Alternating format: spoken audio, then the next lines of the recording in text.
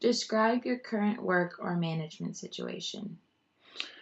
Right now, I'm an entrepreneur. I look for businesses to invest in. I have a certain skill set. I grew up 30 years doing a certain thing, and I like to look for companies to invest in that I can be a part of. There's a lot of bad ideas out there, so I look at a lot of bad ideas and say no to them. I'm looking for a few good ideas that we can invest in or develop or help grow. And the most important thing is to find people that have got a good idea, invest in that company, and lend your expertise to it to help it grow. Essentially, creating a situation like I had before. What motivates you during your job? Recognition, work itself, responsibility, advancement, etc. Probably just the work itself. I don't look into advancement and things like that. It's just if you do your job well and you are successful at what you're doing, all that stuff comes with the territory. What techniques have you used to motivate your employees? Again, the employees, everybody's different, and so you got to find out what might motivate them best.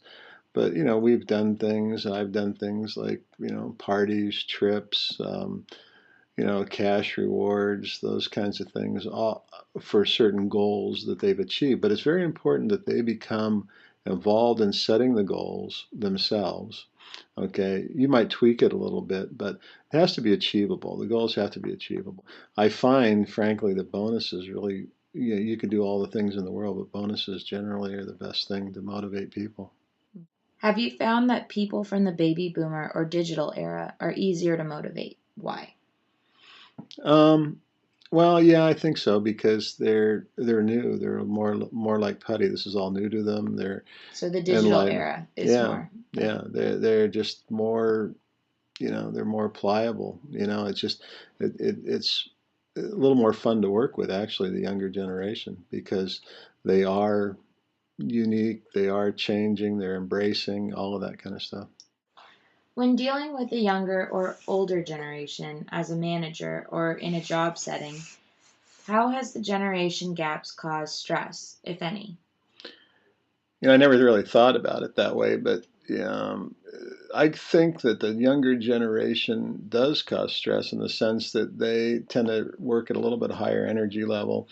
They tend to want to make changes to some situation that they might have come into. The elder generation is tend to be more set in their ways. They've been doing things for a certain period of time, for a certain length of time, a certain way. Nobody's going to tell them how to change. What does the younger group really know? That kind of thing. And that does create stress. When a lot of the young folks do have good ideas or things that you might have thought of or discounted already, but they're thinking about it for the first time. So you want to encourage that thought without discouraging them, but saying, hey, look, we already looked at that or we already did it that way and it really didn't work out because of these reasons. But hey, that was a great job. Nice of you to think of that. Let's think of other ways we might make a change. Does your choice of decision making and confrontation technique vary depending on the age of the individual? I can honestly say that it really doesn't. As a general rule, though, I find that elderly people or people, you know, 30 and on up tend to be a little more mature, tend to be a little more set in their ways, though. So, like there are its pros and its cons. That doesn't necessarily mean there's not an exception to those rules. Which stages in group and team development do you find most effective? Do certain skills and variety in technology hinder these stages to reaching group cohesiveness? No, I think they enhance them if you can get the employees to embrace it. Now, you talked earlier previously about age making a difference. Well, I find that elderly people, when I say elderly people, people that are again, 40, 50 years old, tend not to embrace technology quite as much as the younger generation does. The younger generation is, they are really engrossed in technology and they know the latest and greatest of everything. And I can actually learn from them. I think that the company benefits the most when you go to employees in the company and say, how can technology affect your business and what you do? How do you think you can improve?